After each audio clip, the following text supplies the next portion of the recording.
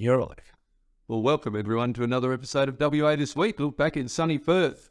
Hey, boy, can I say it's sunny. It's been absolutely magnificent weather. We should all be on holidays and not stuck in our offices, but important work, especially in politics. Look, the first thing I wanted to talk about today was the WA government's complete failure to address the homeless crisis. And this just goes on and on. And when, here we are 6 years into a Labor government, a new Labor government that's come in with all of their promises about everything they're going to fix. Great on spin, but not great on actually doing things. And no more so of it in the provision of homes. And at every level, look, provision of state housing or social housing for people who can't afford their own homes and can't get into the rental market. Provision of rental properties, that is making sure rental properties are available there to people to rent, or even houses for people to buy. And of course, we've got this situation where the federal Labor government is doubling overseas migration above historic levels. There are going to be quite literally tens of thousands of extra people who will want to come into Western Australia, and they won't have anywhere to live. It's quite dumbfounding to see this disjoin between what the federal government's doing and what's happening in the states. Again, I say this problem's in every Labor state on the mainland, and that is no housing. But, we'll see the government again. They come out with another glitzy announcement on how much money they're going to pour into social housing. The media's trotted it out, and promoted this as some great thing. But of course, we're still in this situation. I think that the government, they've only just reached the point where they've actually replaced the social housing that they sold when they came into government. And that is, they sold 1,300 social homes when they came into government for some wrong-headed reason. And they'd only just got to the point where they've been replaced, and, now they're coming up with other solutions. Let's see the rubber hit the road.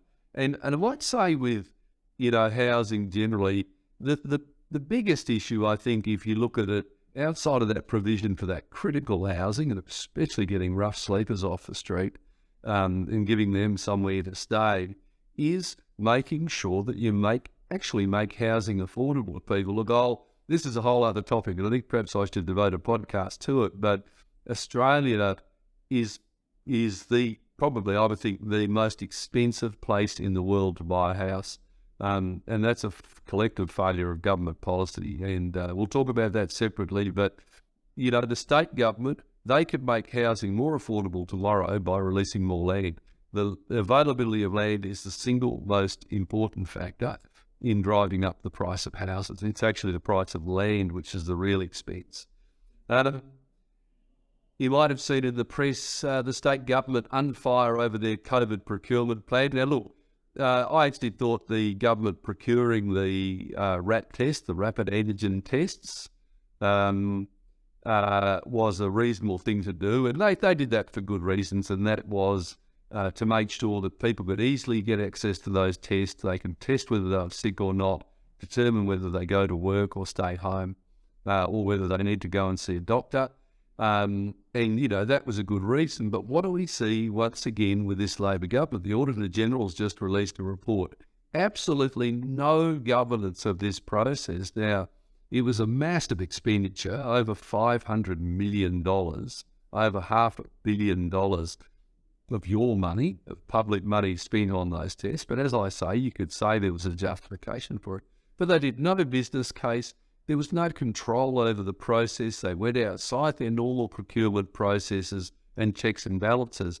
And I'm not saying they should have taken months to go and do that, but those things could have been done, in a day or in a couple of days. Just make sure you do things properly. And what we see once again with this McGowan Labor government, they do not follow proper process. I've talked to you about the Landgate sales, but that is the sale of the Landgate offices in Midland, and just how shoddy that process was, and how you as a taxpayer are tens of millions of dollars out of pocket. But, here you've got the potential for hundreds of millions of dollars of problems. So, it speaks of a government that doesn't think it has to follow due process, and it doesn't have to do things in a proper way. And we see that again and again, what they do, taking shortcuts. And look, again, it's probably a separate topic again for a podcast, but, the lack of propriety in the way various things have been done. I'll allude to one of the examples was a wind farm, not a wind farm, should I say, a wave energy project down at Albany that the government entered into. Extremely questionable in the way that was done. But, here we see another example through this COVID procurement program, not following things, not doing things in a proper way or following due process. One of the things that's come up this week, which I'm really disappointed in, and that is we've got another example of sporting organisations entering partisan political debate. We've had the AFL send out an instruction to all of their clubs to make a statement about the voice. Well, we know they're only allowed to make one statement, and that is that they should support the voice to Parliament.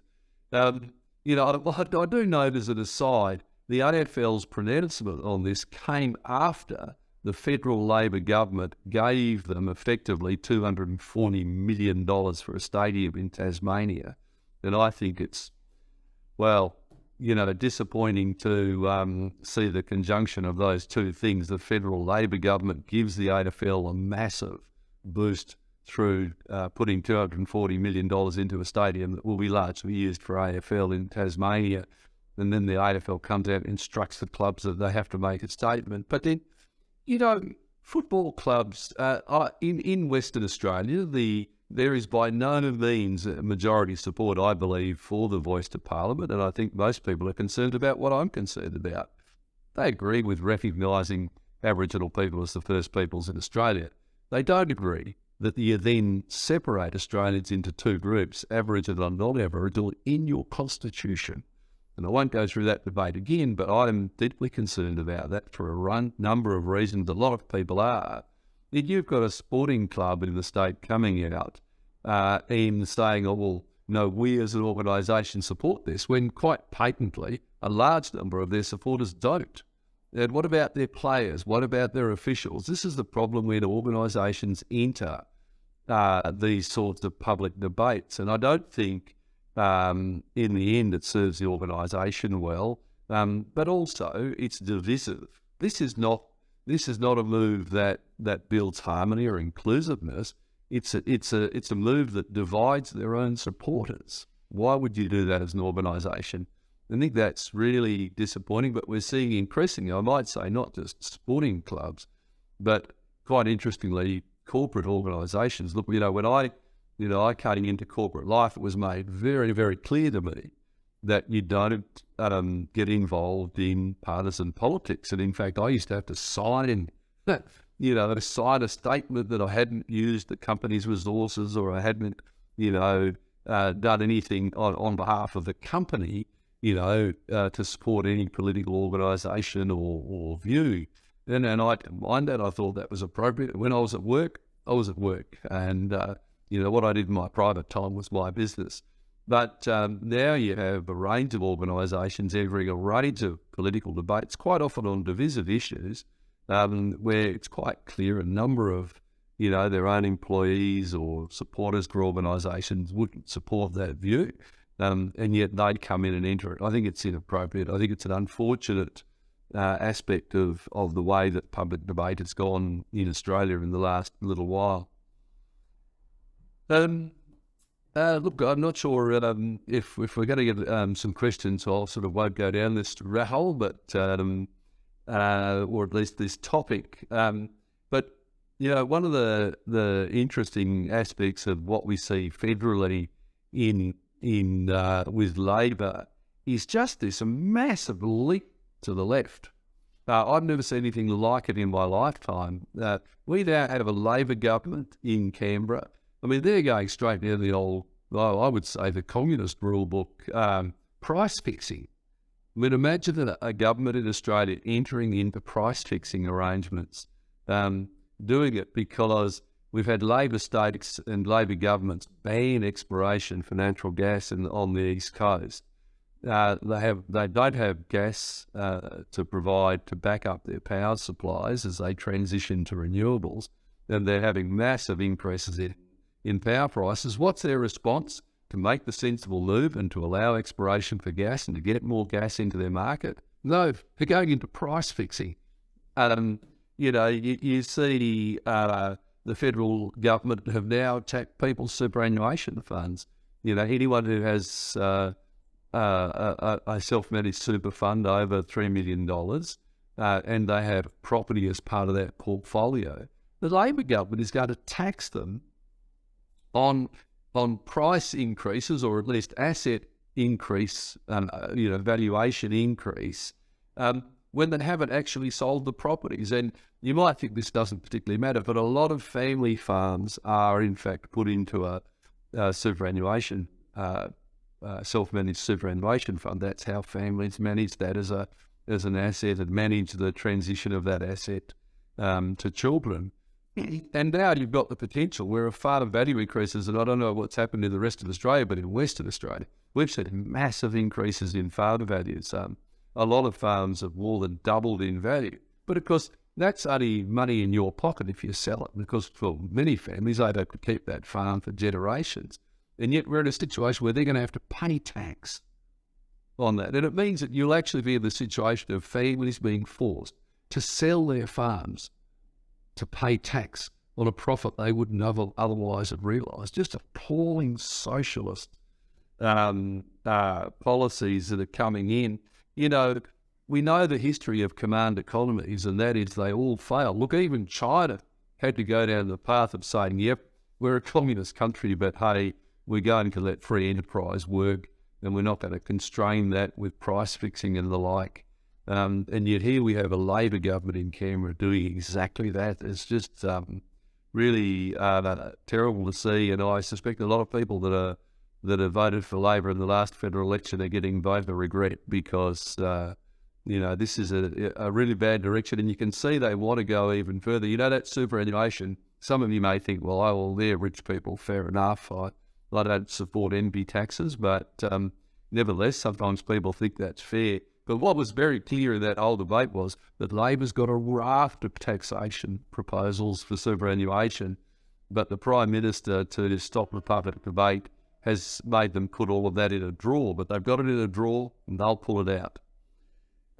Look, we're coming up, and I'll end on this topic. Next week, we've got the state budget coming in. Look, this is an opportunity for the McGowan Labor government to demonstrate that they actually care about the future of the state, and particularly people who are suffering enormous cost of living pressures.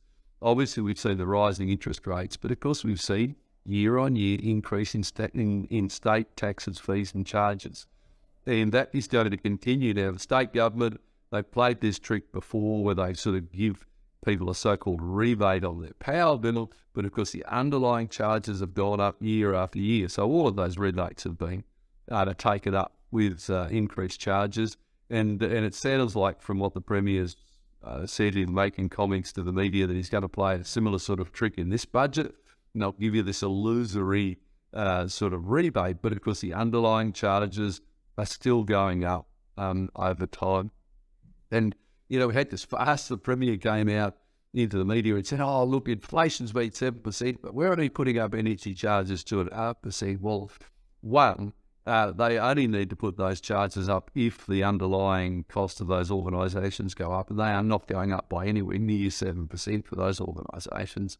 But of course also the 2.5% increases they are applying to these fees and charges was announced in the budget, 2 years ago, or a year ago at least. And so it's just as normal charges. So there's no saving to you. They already announced what they were putting those charges up by. And as I say, it's those underlying fees and charges going up all the time that are costing you money.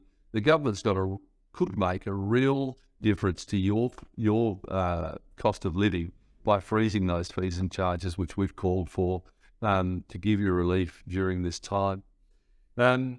Look, other areas there, and I won't go to, I'll have a chance to talk about the budget, I think probably at the next podcast, but what we do need to see is the government, don't focus on gimmicks.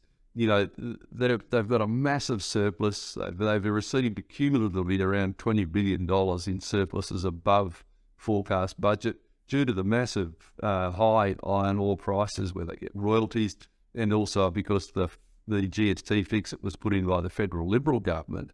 So they've got a huge, amount of money there. But look at the future of the state. Okay, this is a boom time, but we know that we'll come up against bad times in the future. What's the government doing about developing that next generation of jobs, particularly in regional areas in the state? So let's see what they have on that in the budget. Look, otherwise, if there are any questions, I'm happy to answer questions. Well, one comment is from Nicole Butler, who I think you know, says, great points, Dave. Keep up the good work. Well, Nicole, thank you very much for those kind words. Yeah. Alan Marcus asks, what's your view on the current firearms law review?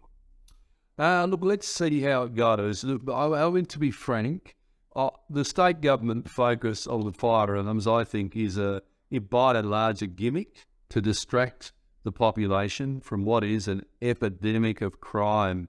You may have seen in the paper over the week, there was a group that ransacked 12 homes in Perth, went through, caused massive damage, stole goods.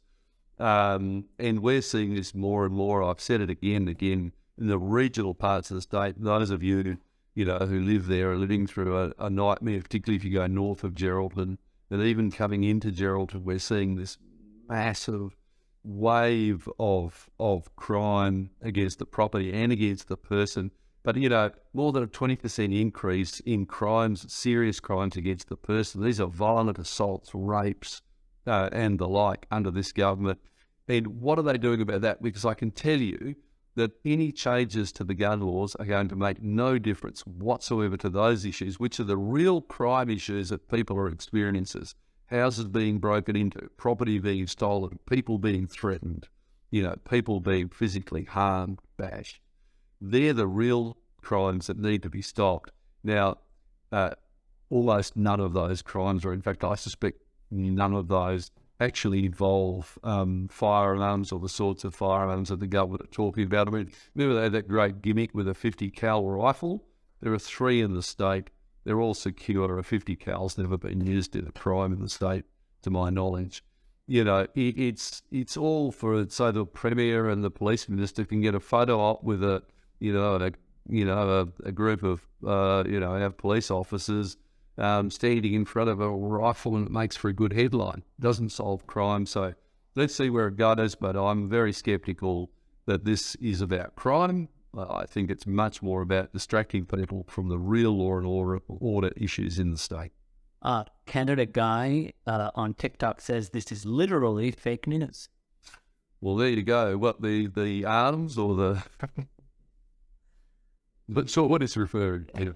There you go. Perhaps I'm an AI generated, hence the good look. But John Holmes says, yes, Labour are poor leaders, but the Liberals are weak. I have lost faith in Australia's Electoral Commission.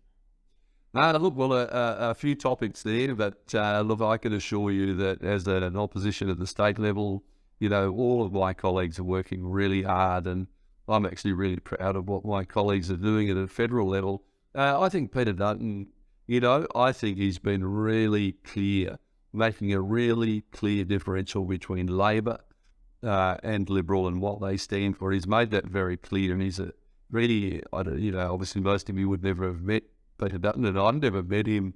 I'd seen him in the Liberal Party, but I have had the opportunity to catch up with him since he's come into that leadership role. I think he's a really genuine person, very compassionate policeman. I won't go through his history, but look, I think we are doing the job. It's sometimes hard to break through the media wall.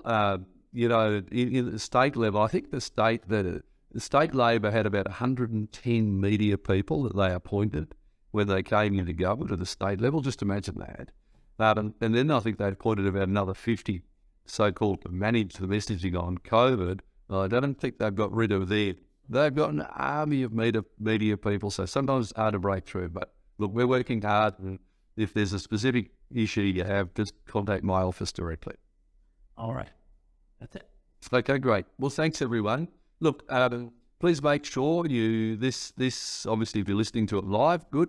But if you're seeing this on social media, you could subscribe to this on any of your favourite app stores. or apps at least, and you can subscribe to this podcast. And otherwise, I'm really grateful for you taking the time to listen. And please, if you've got any questions or queries, just send them in, comments. We always love that. Thank you.